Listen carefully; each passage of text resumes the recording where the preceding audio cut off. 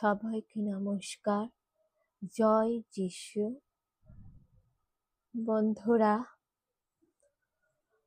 আজ আমি আপনাদের কাছে আলোচনা করব আমাদের মালবাজার শহরের হসপিটাল, মার সুপার স্পেশালিটি হসপিটাল অর্থাৎ সরকারি হসপিটালের পরিকাঠামো, হসপিটালের পরিবেশ সম্পর্কে আমি আলোচনা করব। এবং আজকে আমাদের বাপ বেটিদের হসপিটালের অভিজ্ঞতা, নিজের জীবনের অভিজ্ঞতা আমি আপনাদের কাছে শেয়ার করব এবং আমি প্রার্থনা করব অভয়া দিদির জন্য।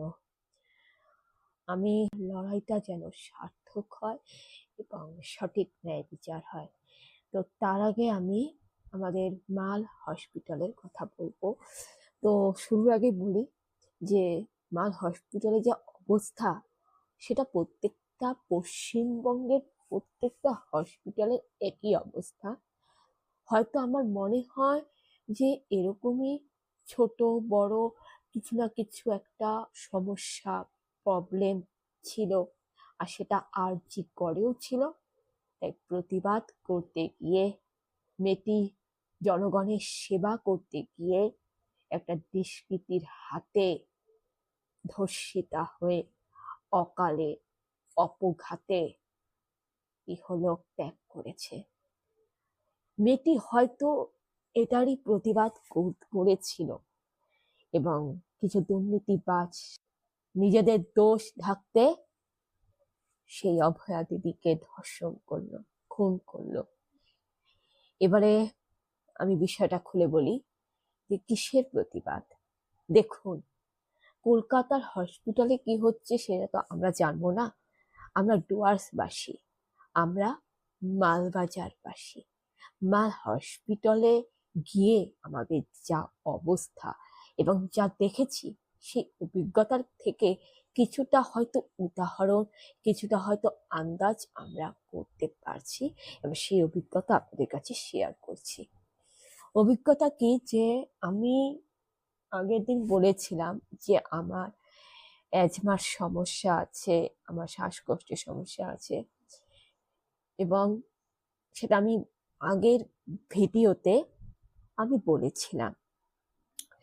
কিন্তু ইদানিং ধরে আমাদের খুব জ্বর, এখন ঘরে ঘরে সবার জ্বর শুনছি, নাকি এখন ঘরে ঘরে সবার ডেঙ্গু হচ্ছে, টাইফয়েড হচ্ছে, জন্ডিস হচ্ছে, ম্যালেরিয়া হচ্ছে।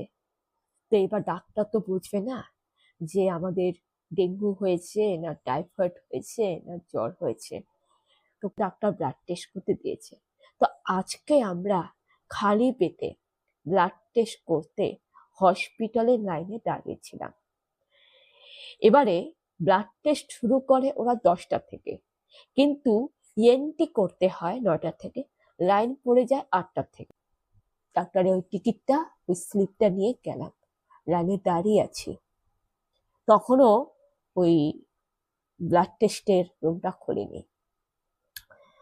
এত ভিড়, লাখে লাখে ভিড় বাড়ছে, মাঝখান থেকে ভিড় বাড়ছে, সামনের দিকে ধাক্কা দিচ্ছে, পিছন দিয়ে ধাক্কা দিচ্ছে। মানে আমি এক্ষুনি বোধহয় ওখানে ভিড়ের মধ্যে বোধহয় আমি চ্যাপ্টা হয়ে বোধহয়, মানে আমার গায়ের উপর মনে হয় পদপিষ্ট হয়ে যাবে। এরকম একটা ভিড়ের মধ্যে, ঘুপচির মধ্যে আমি আটকে গেছি। ভিড়ের মধ্যে প্রচন্ড দম বন্ধ হয়ে আসছে, শ্বাসকষ্ট হচ্ছে। তারপরে বাবা কোনোরকম করে জমা দিল, টিকিটটা জমা দিল। মানে ওখানে ব্লাড টেস্ট তোমার এমনি এমনি হবে না, তুমি লাইনে দাঁড়ালেই যে তুমি লাইন দিয়ে ঢুকবে ব্লাড টেস্ট হয়ে যাবে ওরকম না, তোমাকে পাশের রুমে জমা দিতে হবে। জমা দিয়ে তোমাকে এন্ট্রি করতে হবে। ওরা তোমাকে একটা স্লিপ দিবে, সেই স্লিপে তোমাকে ওই ফর্ম ফিল আপ করতে হবে, করে এন্ট্রি দিয়ে ওই স্লিপটা ব্লাড টেস্টের রুমে গিয়ে জমা দিতে হবে। ওরা তোমার নাম ডাকবে, তোমাকে একটা ইঞ্জেকশনের একটা শিশি দিবে, ওই শিশিটা নিয়ে তোমাকে আবার যেতে হবে, নাম ডাকবে, তারপর তোমার ব্লাড টেস্ট হবে। এবারে ইএনটি করার লাইনটা হচ্ছে পাশের রুমে। যারা ব্লাড টেস্ট করবে, মানে যাদের হাতে শিশি আছে, তাদের লাইনটা একদিকে করতে বলা হয়েছে আলাদা। 3টা লাইন নার্স বলে দিয়েছে, কিন্তু সেখানে পেশেন্টের বাড়ির লোকজন দরজার মাঝখানে দাঁড়িয়ে ভিড় করছে।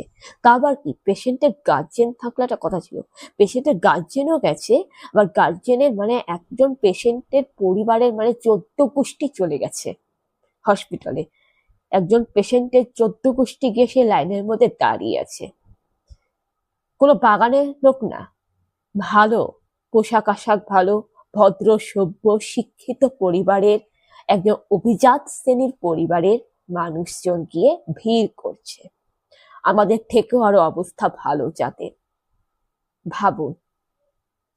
তো তারা সেই দরজার মাঝখানে দাঁড়িয়ে ভিড় করছে। যাদের টিকিটটা এন্ট্রি হয়নি, তারা ব্লাড টেস্ট যাদের হবে, যাদের সিরিঞ্জ আছে, ইঞ্জেকশন আছে, শিশি, তাদের লাইনে ঢুকে যাচ্ছে। যারা আগে জমা দিয়েছে, যাদের নাম ডাকবে, তাদেরকে পিছনে ফেলে পিছন থেকে এসে মানুষ আগে আগে ঢুকে পড়ছে। খুব একটা ছোট জায়গা, ব্লাড টেস্টের রুমের জায়গাটা এত ছোট, আপনারা দেখেছেন, না কোনো জানলা আছে, না কোনো আছে, বদ্ধ ঘর, একটাই যাওয়ার রাস্তা, হ্যাঁ, মাঝখানে বসার চেয়ার, মানুষ গায়ের ওপর উঠে পড়ছে। একটা প্রেগনেন্ট মহিলা, সে দাঁড়িয়ে আছে, সে কখন থেকে দাঁড়িয়ে ছিল, একটা গর্ভবতী নারী, সে একটা দাঁড়িয়ে আছে। আমি এটা নিজের চোখে আজকে দেখেছি, কারণ আমারও আজকে ব্লাড টেস্ট করতে হয়েছে। তো দেখলাম গর্ভবতী মহিলা অসুস্থ হয়ে পড়েছে, হবে না, যেখানে একটা সিনিয়র সিটিজেন মানুষ রয়েছে, আমার বাবা আর অনেকে রয়েছে, তাদেরকে আগে ব্লাড টেস্ট না করিয়ে যাদের অবস্থা ভালো তার আগে আগে চলে যাচ্ছে। আর এই ব্লাড টেস্ট করাতে হলে আগে যারা সিনিয়র সিটিজেন, বয়স্ক মানুষ, যাদের প্রেশার, যাদের স্ট্রোক, যাদের হার্টের সমস্যা রয়েছে, তাদেরকে আগে করাও।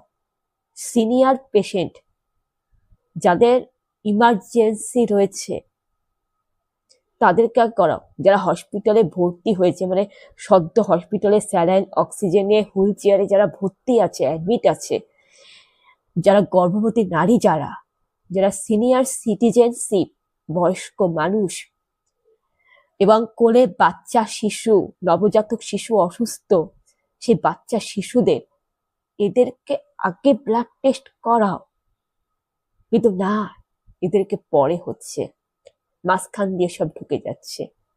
আর যারা আগে জমা দিয়েছে তাদেরও পরে হচ্ছে, পিছন থেকে এসে আগে হয়ে যাচ্ছে। ওই অবস্থায় আমরা দাঁড়িয়ে আছি লাইনে, একটাও সিকিউরিটি গার্ড নেই। এটা নাকি সুপার স্পেশালিটি হসপিটাল। ঘটনাটা নতুন বিল্ডিং এ, এটা আমি আমার জীবনের অভিজ্ঞতা থেকে আপনাদের বলছি। একটাও সিকিউরিটি গার্ড ছিল না। আমি ওখানে পারলে বোধহয় আমি ওখানে আজকে মরেই যেতাম পদপিষ্ট হয়ে, এত ধাক্কা ধাক্কি। আর এর জন্য দায় শুধু হসপিটালের মালিক নয়, দায়টা পাবলিকও। এর পিছনে দায়ী একমাত্র পাবলিক, সাধারণ মানুষ। তার কারণ পেশেন্টের সাথে পেশেন্টের গার্জেন যাবে, গোটা বাড়ির লোক কেন যাবে ওখানে? ওটা কি কোনো বিয়ে বাড়ি?